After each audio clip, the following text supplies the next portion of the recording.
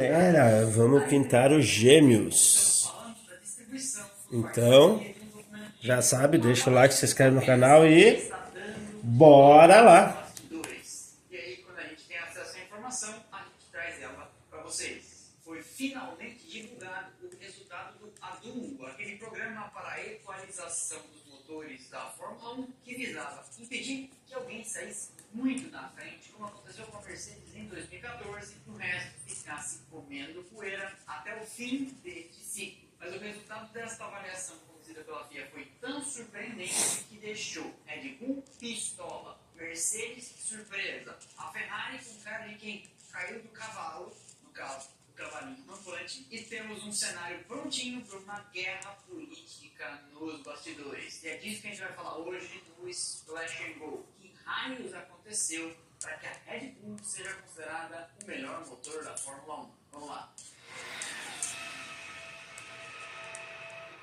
O foco do vídeo de hoje é ir tirando da frente uma série de dúvidas que surgem toda vez que algo de novo é dito pela FIA, respondendo perguntas porque surgem novas dúvidas e perguntas. Não estou fazendo juízo de valor sobre se a FIA agiu corretamente, se o programa do ADU faz sentido ou não.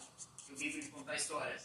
Você decide se vale ou não a pena. É importante entender como funciona, o que os números dizem, de onde eles vêm, qual é o objetivo, quem são perdedores e vencedores na fotografia atual. A sigla em inglês ADUO, A-D-U-O, significa Additional Development and Upgrade Opportunities, que seria oportunidades adicionais de melhoria e atualização, uma tradução livre.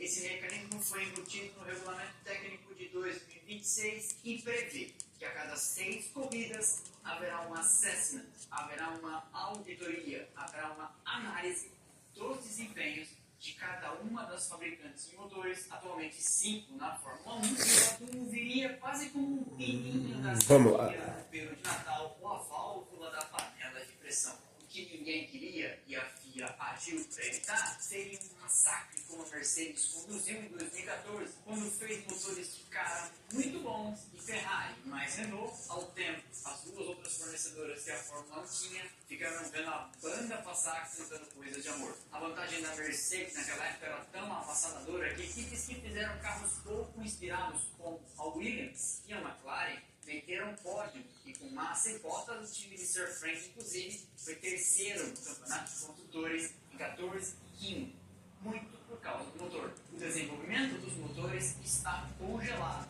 a partir do começo deste ano e até 2030. E o ADU, então, seria esse mecanismo de permitir quem não está na frente, quem não tem o melhor motor, de melhorar e alcançar, para não tomar esse bike. Mas é fundamental entender que o ADU, diferentemente daquilo que a gente vê no WEC Mundial de Endurance, não é o BOP, Balance of Performance, ou balanço de performance, que procura deixar os carros todos iguais, igualzinho, na categoria Hypercar e também na categoria GT. Lá no WEC, os organizadores colocam literalmente lastro, peso, chumbo no carro que estiver andando mais rápido. E sempre há muita discussão nos bastidores para dizer, ó, você me prejudicou no BOP e etc. Tanto que já vimos fabricantes pulando fora por discordar. As palavras de Nicolas Tombazis são diretas sobre isso. É importante deixar claro que o ADU não é um mecanismo de equilíbrio de performance. Uma equipe ou fabricante não vai receber, de repente, mais fluxo de combustível ou menos vaso, que é o que acontece no BOP. É, na verdade, um mecanismo de alívio no teto de gastos. É também, eu acrescento aqui, um alívio no número de horas que você pode utilizar o dinamômetro, aquele equipamento que testa os motores. Em termos práticos, o ADU dá para uma fabricante 3 coisas: permissão regulatória para abrir o motor e fazer modificações, horas extras no banco de testes, o tal do dinamômetro e mais dinheiro para gastar. Acalma, que não é receber dinheiro, e sim ter permissão para gastar o seu próprio dinheiro, que muda muito de figura as coisas. Não é que eu estou te dando 30 milhões de dólares, estou te autorizando a gastar seus 30 milhões de dólares, até porque a FIA não tem esse dinheiro. A avaliação avaliação da FIA dividia a temporada em segmentos de 6 grandes prêmios, não à toa, porque o campeonato originalmente previa 24 corridas. Não sei se teremos 24, afinal de contas, duas estão aí em suspenso em razão da guerra no Irã com os Estados Unidos. Mas só para você entender, dividir em segmentos de 6 numa temporada com 24 teria então 4 pedaços de 6, sendo que no último não tem avaliação porque já acabou o ano. E aí da sexta para a sétima, da 12ª para a 13ª, oportunidades para você ser avaliado e receber atualizações, ou não. Como tivemos cancelamento de etapas no começo, a primeira parte foram 5 grandes prêmios: Austrália, China, Japão, Miami e Canadá. Portanto, o primeiro trecho de avaliação terminou no Grande Prêmio em Montreal e em Mônaco as equipes receberam o documento. O ponto crucial e raiz de toda a polêmica é como que a FIA faz essa medição e o que efetivamente ela mede. É aí está, o mecanismo do adulto mede motor a combustão interna, aquele conhecido como biela, representada por um válvulo, enfim, motor. Só que nós sabemos que o conjunto trem e força na Fórmula 1 não é só o motor, tem também o MGU-K, que refere à energia, às baterias, o turbo, o escapamento. E esses não entram na conta. E só o motor a combustão interna é avaliado em um quesito: potência. O ADU, portanto, não avalia a entrega, não avalia a dirigibilidade do motor, não avalia sua capacidade de recuperar energia e nem de entregar energia no motor elétrico. A FIA criou esse mecanismo e o mantém em absoluto sigilo para não permitir que as fabricantes encontrem meios de fazer motores que enganem o cálculo. Porque, claro, que se uma Mercedes, uma Ferrari, uma Red Bull Porsche, uma Honda ou uma Audi entendessem de trás para frente como são os mecanismos, no dia seguinte alguém estaria pensando: como a gente fazer um motor mais potente possível que não pareça tão potente assim para as contas da FIA. A própria FIA admite em suas palavras que o mecanismo não é representativo da performance total da unidade de potência, dado que o sistema de energia também desempenha um papel crucial na potência total. Daí para frente surge aquela escadinha que eu já comentei com vocês aqui em vários vídeos e em várias lives. Mais fácil aqui, o editor vai achar alguma arte bonitinha que seja bastante representativa. Temos o motor considerado 100%, o ideal, o mais potente, Red Bull Ford Powertrains. Por ser o mais potente, ele é o fator 100%. E dali para frente, há degraus em que você pode ou não receber atualizações. De 100 a 98%, ninguém recebe nada. De 98% a 96%, quem está ali enquadrado, no caso a Mercedes, recebe uma atualização nesse ano e uma no ano que vem. De 96% a 94%, quem está nesse degrau, no caso Ferrari e Audi, recebe 2 nesse ano e 2 no ano que vem. E de 94% para baixo, leia-se, o motor da Honda, recebe 2 nesse ano, 2 no ano que vem, mais tempo de dinamômetro para utilizar, mais dinheiro para gastar. Essa previsão de mais dinheiro para gastar e mais tempo de dinamômetro não existia, mas foi criada emergencialmente quando viram, e ninguém se opôs, dela demais, o estado calamitoso das coisas na Honda, que certamente sentou à mesa e avisou: desse jeito eu vou embora. E a Fórmula 1 não quer perder um fabricante. Viraram para as demais e falaram: gente, vamos socorrer a Honda, e eles toparam, porque no fim das contas, a essa altura, a Honda está tão afogada com a Aston Martin e essa falta de desempenho crônica que se a Honda melhorar 3, 4%, aparentemente ninguém se importa. O zoom de bastidores dá conta de que o motor da Honda não está na casa dos 6% atrás, ali nos 94%, e sim mais de 10%. Não cabe nem aquela imagem atrás da Red Bull.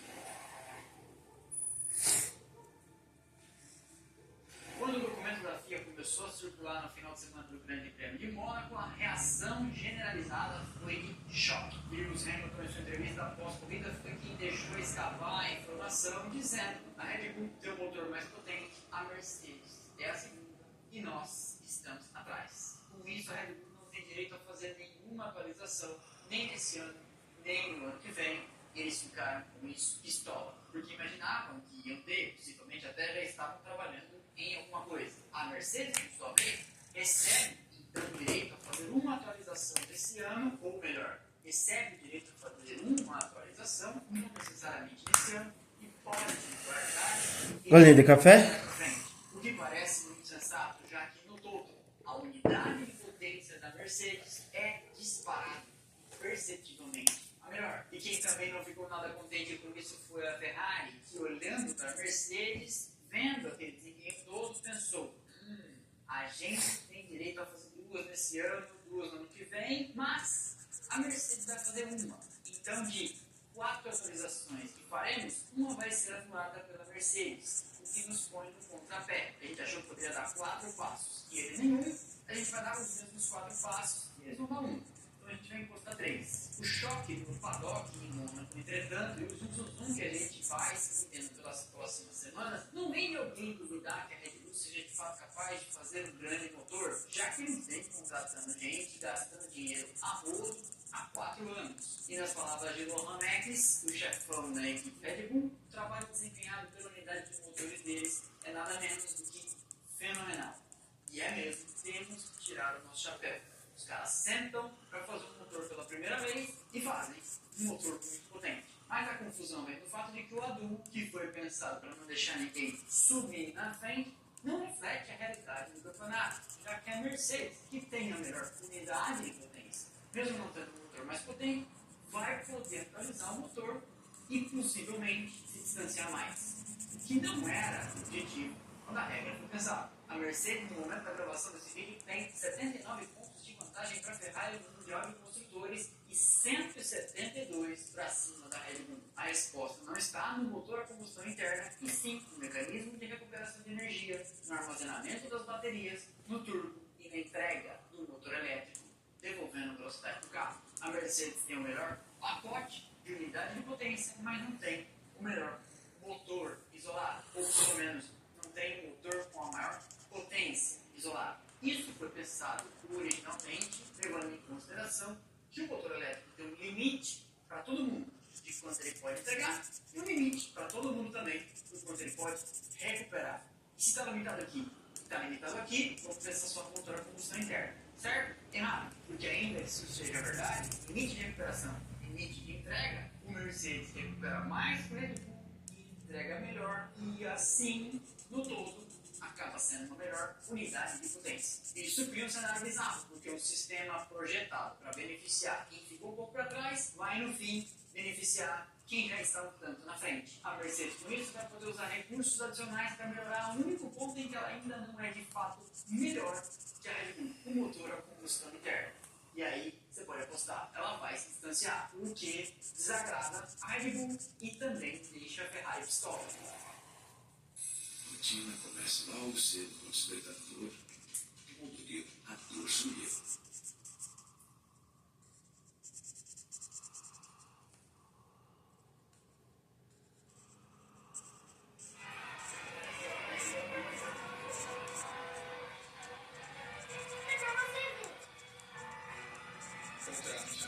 Agora vai chocar o meu Chile. Eficiência, qualidade e tecnologia definem grandes pistas. Em Barcelona, cada curva exige precisão e controle absoluto. A VAP traz tudo isso para o centro da sua rotina.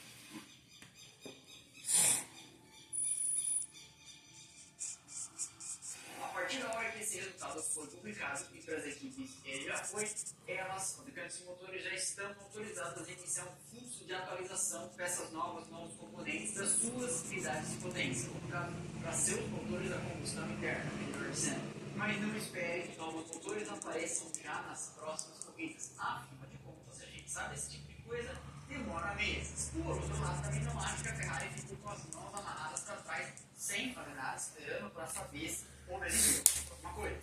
Dentro do possível, alguma coisa eles já devem ter adiantado, porque afinal de contas, cada corrida que passar e eles não tiverem o motor melhorado, pior para eles no campeonato. De toda forma, Lewis Hamilton disse, temos agora essas fichas, esses tokens, para desenvolver alguma coisa e tentar encurtar a diferença, mas isso é um projeto para 8, 10 meses. Não é algo que podemos fazer para a semana que vem. Há, entretanto, uma série de regras para como o adulto funciona, como, por exemplo, se a Mercedes desenvolver atualizações para o seu motor, ela precisa, no mesmo momento em que colocar no seu carro, entregar também para suas clientes. McLaren, Alpine e Williams. A mesma coisa se aplica para as demais, evidentemente, e portanto a Haas e Cadillac estão de olho nisso porque vão receber o motor novo da Ferrari. Só que tem uma coisa muito interessante: as clientes podem recusar as atualizações se entenderem que aquilo não funciona bem no seu chassi. E aí vai ser a hora de fazer compra. Motor melhor que não cabe nesse carro porque não foi para ele que eu projetei, ou motor pior que funciona e já me entregava bons resultados. Encerrado um ciclo que acabou no Canadá, começa imediatamente outro, que vai agora até o Grande Prêmio da Hungria, 11ª etapa do campeonato. E a terceira avaliação acontece depois do Grande Prêmio do México, 18ª. Mas a grande questão agora será a política. Circula nos bastidores a informação de que a Red Bull simplesmente não aceita o resultado das constatações da FIA e prepara uma contestação formal. Eles questionam os parâmetros e buscam reverter ou pelo menos suspender, atrasar, adiar, congelar a aplicação do adubo. Isso explica porque em Mônaco a FIA distribuiu o documento apenas internamente e não botou ele para o público. Toto Wolff, antes da divulgação do resultado, estava temeroso de que todo mundo desse um salto e conseguisse ultrapassar a sua equipe. E no fim, ironia das ironias, agora a verdade é que a Mercedes ganhou um tokenzinho para também mexer no seu motor. A Fórmula 1 então se encontra numa encruzilhada técnica. A FIA criou um mecanismo com a boa intenção de não deixar ninguém muito para trás. E o que vai acontecer agora, a permanecer o atual cenário, é que quem está na frente corre o risco de, para desespero dos demais, ficar mais na frente. A Red Bull, por sua vez, pode tentar politicamente melar a história toda e veremos mais um campeonato com muita discussão, talvez até mais fora da pista, no âmbito do momento. Pelo menos parece que a única da Mercedes, que vem incomodando bastante a Ferrari, que imaginou que com a Blue poderia ainda alcançar o pessoal. Se bem que depois do Grande Prêmio de Mônaco, o Lewis Hamilton surpreendentemente era vice do campeonato de pilotos, à frente de George Russell, mas ainda muito distante de Antonelli.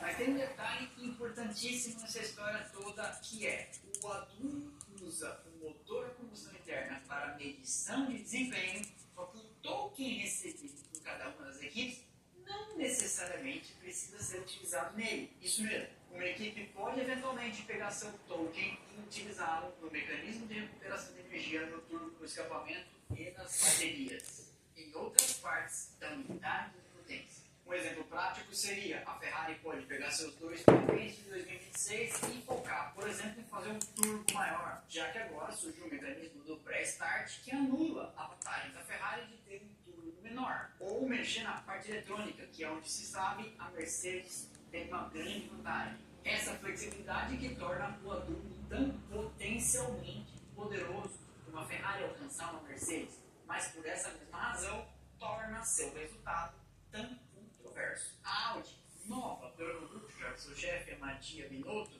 vem sendo cautelosa e pragmática em suas respostas. Em um comunicado que saiu no site Planet F1, eles disseram: isso é inteiramente de acordo com o esperado, já que nossos dados mostram consistentemente que, embora o chassi do R26 esteja entregando bem, a maior diferença para os nossos competidores está no motor. Não é surpresa, especialmente considerando que esta é a primeira vez que a Audi desenvolve uma unidade de potência na Fórmula 1. Mark Rushcliffe, chefe de divisão de motores de competição de alto desempenho da Ford, estufou o peito e está orgulhoso. Afinal de contas, eles fizeram o que precisavam. Comentando: estamos felizes com onde estamos. A parceria com a Red Bull Corvette foi incrível para desenvolver uma unidade de potência totalmente nova.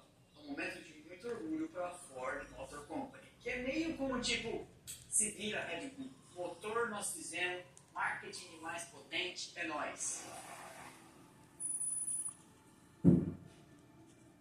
A temporada de 2026 da Fórmula 1 prometia uma revolução técnica e não dá para dizer que ela não entregou. Tanto no chassi, os carros são menores, mais estreitos, mais leves, como na aerodinâmica, lembre-se do mecanismo ativo, e também os motores. Mas o que ela também entregou até aqui foi dor de cabeça regulatória. Eu nunca falei tanto tempo nos vídeos, desde o começo do ano, sobre regras, mudança de regras, protocolo, do que pode, o que não pode, como fica, como remenda. A Motorsport Magazine divulgou uma reportagem cujo título dizia: o adubo falhou na primeira prova. em tom de interrogação. E é uma pergunta legítima, afinal de contas o mecanismo foi pensado para o regulamento em que o motor a combustão não é ele no momento em que ele era. Só que isso foi tudo pensado no ano passado.